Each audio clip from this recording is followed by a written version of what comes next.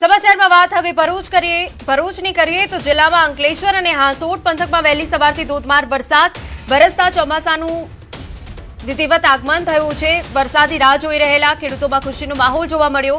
લાંબા સમયથી વરસાદ ન વરસતા ખેડૂતો ચિંતિત બન્યા હતા। જોકે ચોમાસાના વિધિવત પ્રારંભ સાથે જ ખેડૂતોમાં હરખની લાગણી જોવા મળી રહી છે।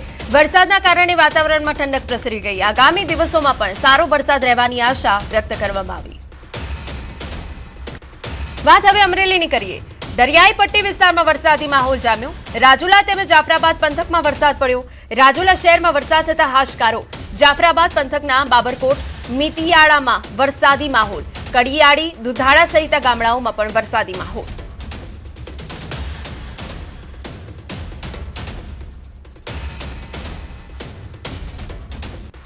સમાચાર ગીર સોમનાથમાંથી સવારથી મેઘરાજાની પધરામણી। ગીર સોમનાથ ઉના શહેર દરિયાકાંઠાના ગામો અને દીવમાં વરસાદ પડ્યો। કાળા ડિબાંગ વાદળો વચ્ચે ધીમી ધારે વરસાદ પડ્યો। ભારે ઉકળાટ બાદ વરસાદથી ઠંડક પ્રસરી ગઈ વાતાવરણમાં।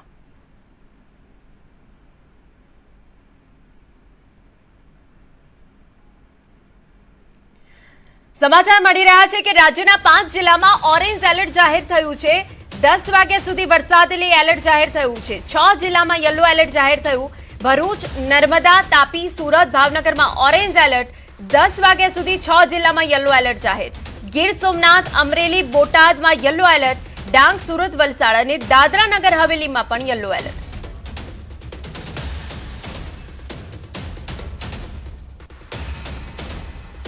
સૌરાષ્ટ્ર, કચ્છ અને ઉત્તર ગુજરાતમાં દુષ્કાળ જેવી સ્થિતિ। 30 જૂન સુધીમાં કચ્છ પંથકમાં માત્ર 0.24% વરસાદ। ઉત્તર ગુજરાતમાં 2.72% વરસાદ। મધ્ય ગુજરાતમાં 5.64% વરસાદ, જ્યારે સૌરાષ્ટ્રમાં 1.49% વરસાદ। દક્ષિણ ગુજરાતમાં 2.96% વરસાદ। સમગ્ર ગુજરાતમાં 3.13% વરસાદ। વરસાદ ખેંચાતા ખેડૂતો ચિંતામાં। 40% વાવેતર ઘટ્યું। પાણી માટે કકળાટ ઉભો થયો। ઘાસચારાની પણ તીવ્ર અછત।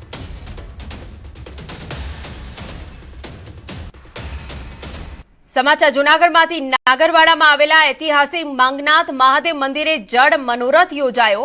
વર્ષોથી ચાલી આવતી પરંપરા મુજબ જેઠ સુદ પૂનમના પવિત્ર દિવસે સારો વરસાદ વરસે તેવા ઉદ્દેશ્યથી શિવલિંગને જળમગ્ન કરી સારા વરસાદ માટે પ્રાર્થના કરવામાં આવી। સૌરાષ્ટ્રમાં વરસાદ ખેંચાતા ચિંતિત ભક્તોએ ગર્ભગૃહમાં મહાદેવને અત્તર અને ગંગાજળ અર્પણ કરી પૂજા અર્ચના કરી। લોકવાયકા મુજબ આ મંદિરમાં ઇતિહાસ સંત રાધેશ્યામજીની ભક્તિ સાથે જોડાયેલો છે, જેમણે દુષ્કાળ માટે અહીં આ જ સમયે પ્રજન્ય યજ્ઞ કરી ધોધમાર વરસાદ વરસાવ્યો હતો। આ જ ઐતિહાસિક પરંપરાને જીવંત રાખી આજે પણ શ્રદ્ધાળુઓ દર વર્ષે પૂનમના દિવસે શિવલિંગને જળમાં તડબોળ કરી મેઘરાજાને રીઝવવા આરાધના કરે છે। ચોમાસું સારું જાય, વરસાદ સારો પડે અને જળાશયો નદીઓમાં પાણી સારું આવે એ માટે મહાદેવને આપણે આરાધના કરવામાં આવે છે। અને શ્રદ્ધાળુઓ અહીં આ પાણી જળમાં માંગનાથ દાદાને અત્તર પધરાવે છે, ગંગાજળ પધરાવે છે તથા દીવાથી પ્રજ્વલિત કરીને માંગનાથ દાદાની આરાધના કરે છે। જલાભિષેક કરવામાં આવ્યો છે અને જળયાત્રા એ વરસાદને આવકારવા માટે કે હવે તો આવ બાપ ખમૈયા કર, આ ખેંચાણો છે વરસાદ, તો એની એમ કહી શકીએ આપણે કે આપણે એને હવે આજીજીપૂર્વક કહીએ છીએ કે હવે તો અમારે આ કૃત્રિમ પાણી ભરવા પડે છે, તું તારા પાણી વરસાવ। સુરત જિલ્લામાં વરસાદી માહોલ જામ્યો છે। વરસાદે લઈ કીમ ગામે પાણી ભરાયા છે। કૈલાશ સોસાયટી, નવજીવન સોસાયટીમાં પાણી ભરાઈ ગયા। ખેડૂતોમાં પણ ખુશીનો માહોલ જોવા મળ્યો તો સમગ્ર સુરતમાં વરસાદી માહોલ જામ્યો છે। પરંતુ આપને આ દ્રશ્યો બતાવી રહ્યા છે કૈલાશ સોસાયટીની આસપાસના વિસ્તાર છે કે જ્યાં વરસાદી પાણી ભરાઈ ગયા। સામાન્ય વરસાદમાં જ પાણી ભરાઈ જવાના કારણે લોકોને વહેલી સવારે હાલાકીનો સામનો કરવો પડ્યો।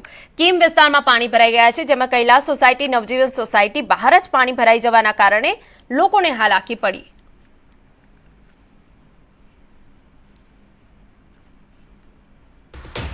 સુરતના પલસાણામાં ફરી શરૂ થયો વરસાદ। કડોદરામાં વરસાદી પાણી ભરાયા। સોસાયટી નજીક પાણી ભરાયાના દ્રશ્યો।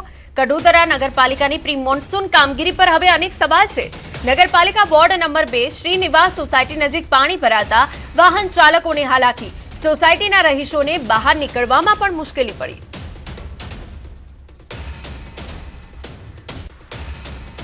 વાત હવે નવસારીની કરીએ તો લાંબા વિરામ બાદ મેઘરાજાની ધમાકેદાર એન્ટ્રી. નવસારી શહેરમાં ધોધમાર વરસાદ શરૂ. Dhanera point, station road, tower road, depot સહિત અનેક વિસ્તારોમાં વરસાદ. વહેલી સવારથી કાળા વાદળો અને ભારે પવન બાદ મેઘરાજાનું આગમન. વરસાદથી શહેરવાસીઓમાં ખુશીનો માહોલ. વરસાદ વરસતા ખેડૂતોમાં ખુશીની લહેર. વાત હવે મહારાષ્ટ્રની કરીએ. જાલના તાલુકાના ડોકસાલ ટાંડા વિસ્તારમાં ભારે વરસાદ પડ્યો છે. વરસાદના કારણે ડોકસાલ ટાંડા ગામના રહેવાસીઓને નાળા પર બનેલા અધૂરા પુલને પાર કરીને જોખમી મુસાફરી કરવાની ફરજ પડી. ભારે વરસાદના કારણે નાળું પણ છલકાઈ ગયું, જેથી પૂર પાર કરવો અસુરક્ષિત બન્યો. તેમ છતાં ગ્રામજનો હજુ પણ આ ખતરનાક માળખા પરથી પસાર થતા જોવા મળ્યા. વિસ્તારમાં વરસાદના કારણે નાળાનું પાણી ડોકસાલ ગામમાં પણ ઘૂસી આવ્યું. બે અલગ અલગ તસવીરો અમે આપને બતાવી રહ્યા છે કે જ્યાં ડોકસાલ ગામમાં પરિસ્થિતિ સર્જાઈ છે. મુસાફરોની અધૂરા પુલ પરની અવરજવર એ જીવને જોખમમાં મૂકી રહી છે. ભારે વરસાદ પડ્યો છે, જેના કારણે નાળું છલકાઈ ગયું છે. પુલ પાર કરવો હવે અસુરક્ષિત બન્યું છે.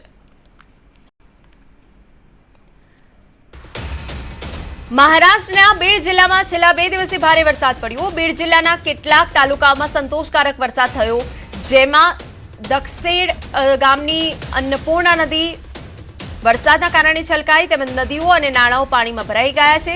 વાવણી માટે યોગ્ય વરસાદના આગમન સાથે ખેડૂતો પણ વાવેતરની પ્રક્રિયામાં લાગી ગયા, જ્યારે કેજ અને વડવાણી તાલુકામાં સારો વરસાદ. અમરાવતી જિલ્લાના ચંદુર બાજાર તાલુકાના સિરસગાંવ ગામમાં સતપુડા પર્વતમાળામાં થયેલા ભારે વરસાદના કારણે મેઘા નદીમાં અચાનક પૂર આવ્યું. પૂરના જોરદાર પ્રવાહથી નદીની સુરક્ષા દિવાલ તૂટી જતા નદી પોતાનો માર્ગ બદલી સીધો ગામ અને બજાર વિસ્તારમાં પ્રવેશ કર્યો.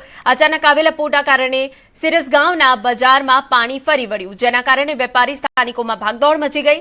નદી કાંઠે આવેલી અનેક દુકાનો પાણીમાં ગરકાવ થઈ અને લાખો રૂપિયાનો માલ સામાન પૂરના પ્રવાહમાં તણાઈ ગયો હોવાનું જણાવાયું છે. આ કુદરતી આફત બાદ સમગ્ર ગામમાં ભયનો માહોલ છવાઈ ગયો, જ્યારે ગ્રામજનોએ સ્થાનિક પ્રશાસન પાસે તાત્કાલિક રાહત અને બચાવ કામગીરી શરૂ કરવાની માંગ કરી છે. હિમાચલ પ્રદેશના લાહૌલ સ્પીતિ જિલ્લામાં ગ્લેશિયર ઝડપથી પીગળતા જાહલમાં નાળામાં અચાનક ફ્લેશ ફ્લડ આવ્યું. જોબરંગ પુલ પરથી પાણી વહેતા રસ્તાઓ બંધ થઈ ગયા અને 12 થી વધુ ગ્રામ પંચાયતોનો જિલ્લા મુખ્યાલય સાથેનો સંપર્ક તૂટી ગયો. પ્રશાસને લોકોને નદી નાળા અને પુલોની નજીક અવરજવર ન કરવા અપીલ કરી છે, જ્યારે રાહત અને બચાવ ટીમો સતત કામગીરીમાં લાગી છે. હવામાન વિભાગે આગામી દિવસોમાં ભારે વરસાદ અને વધુ ફ્લેશ ફ્લડની શક્યતા વ્યક્ત કરી. બીજી તરફ BRO અને PWD દ્વારા તાત્કાલિક માર્ગ સુધારણા અને અસ્થાયી રસ્તા બનાવવાની કામગીરી ઝડપથી કરવામાં આવી છે. તેમજ ફસાયેલા લોકોને સુરક્ષિત સ્થળે ખસેડવામાં આવ્યા છે અને તેમના રહેવા વ્યવસ્થાની વ્યવસ્થા કરવામાં આવી. અન્ય મહત્વના સમાચાર પર નજર કરીએ. સમાચાર ગીર સોમનાથમાંથી હચમચાવતી હિટ એન્ડ રનની ઘટના બની છે, જેના CCTV ફૂટેજ સામે આવ્યા. દીવના ડાંગરવાડીમાં હિટ એન્ડ રનની ઘટના બની. પૂરપાટ આવતીકાલે મહિલાને હવામાં ઉડાવી. મહિલા હવામાં ઉડી ખાડામાં પડી. સદનસીબે મહિલાનો જીવ બચી ગયો.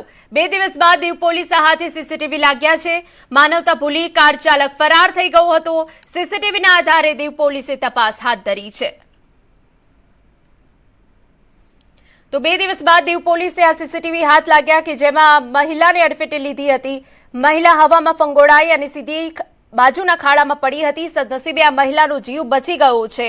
પોલીસે હવે CCTV ફૂટેજના આધારે તપાસ હાથ ધરી છે. સમાચાર અમદાવાદમાંથી. SG હાઈવે પર ટ્રેલરને અકસ્માત નડ્યો. સોલા હાઈકોર્ટ બ્રિજ પર અકસ્માત બાદ ડ્રાઈવર કેબિનમાં ફસાતા રેસ્ક્યુ થલતેજ ફાયરની ટીમે ડ્રાઈવરને સલામત બહાર કાઢ્યો. ડ્રાઈવરની સામાન્ય ઈજા પહોંચતા હોસ્પિટલમાં ખસેડાયો. તો ફાયરની ટીમે ઘટનાસ્થળે પહોંચી ડ્રાઈવરને પહેલા તો સલામત રીતે બહાર કાઢ્યો હતો. SG હાઈવે પર ટ્રેલરને અકસ્માત નડ્યો. આપને દ્રશ્યો પર બતાવી રહ્યા છે. અકસ્માત બાદ ડ્રાઈવર કેબિનમાં ફસાઈ જતા તેનું રેસ્ક્યુ કરાયું.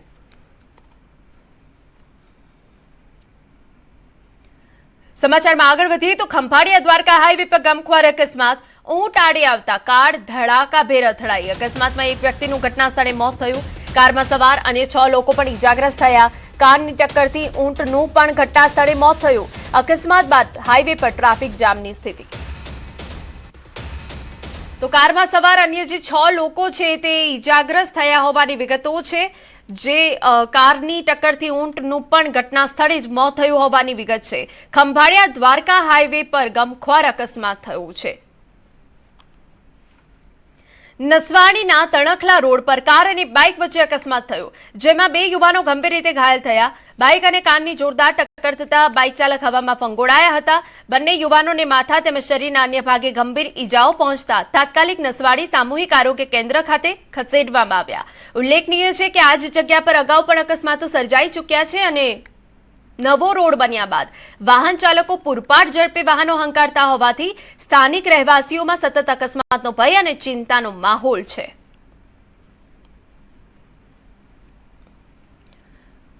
વાત હવે વડોદરાની કરીએ તો પોલીસની હાજરીમાં બુટલેગરની દાદાગીરી. બુટલેગર અને સાગરીતોની દાદાગીરીનો વિડીયો વાયરલ.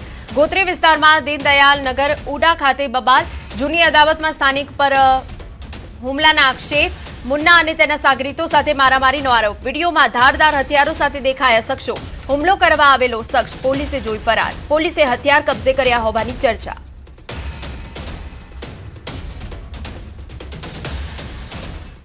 સમાચારમાં વાત અમદાવાદની કરીએ.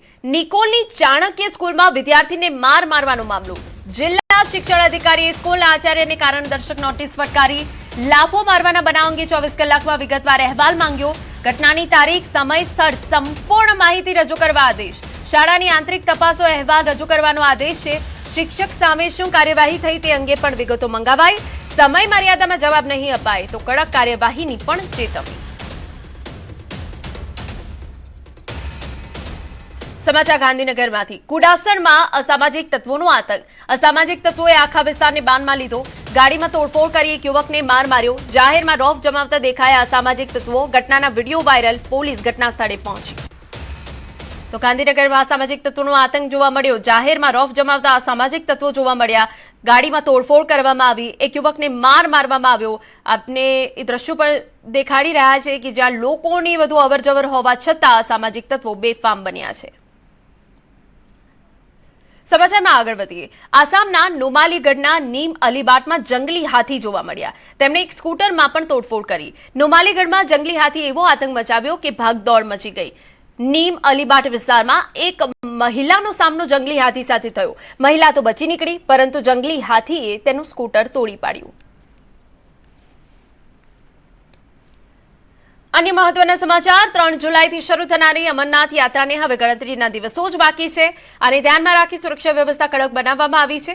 જમ્મુ કાશ્મીરના ખૂણે ખૂણે સુરક્ષા દળો તૈનાત કરવામાં આવ્યા છે અને કોઈ પણ અનિચ્છનીય ઘટનાને રોકવા માટે સરહદ નજીકના સંવેદનશીલ વિસ્તારોમાં સતત સઘન સર્ચ ઓપરેશન ચલાવવામાં આવી રહ્યા છે.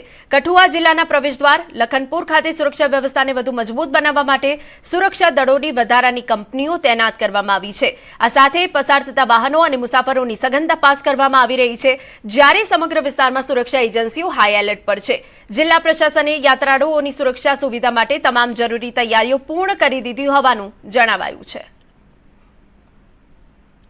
સુરત જિલ્લામાં કેમિકલ માફિયાઓ બેફામ. કીમ નદીમાં ઝેરી કેમિકલ છોડાતા અનેક માછલાઓના મોત. કીમ નદી માંગરોળ, ઓલપાડ અને હાંસોટી જેવા દોરી સમાન. ઘટનાને લઈ ખેડૂતો અને પ્રકૃતિ પ્રેમીઓમાં ભારે રોષ.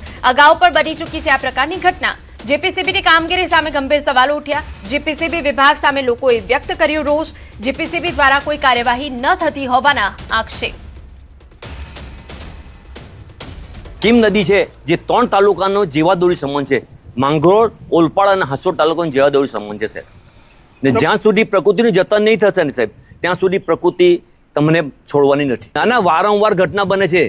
આ લોકોને કોઈને અહીંયા ખાલી આવવું છે, જીપીસીબી વાળા સેમ્પલ લેવા છે, જતા રહેવું છે, પછી કોઈનો કોઈ જોબ આપવો નથી. કેમ કે કોઈ જોબ માંગનારો એ લોકોમાં છે જ નથી કોઈ. પછી સમાચાર વડોદરામાંથી. માંજલપુર પોલીસ સ્ટેશનમાં એસીબીનો સપાટો. વહીવટદાર, એએસઆઈ તેમજ મહિલા PSI suspend. PSI Mallika Parmar underground થયા. ફરિયાદીને હેરાન ન કરવા પૈસાની માંગ કરી હતી. એએસઆઈની અંગ જડતી દરમિયાન વધુ 48,000 મળ્યા. એએસઆઈ જયકિશન ગામિતીનો તપાસમાં અસહકાર.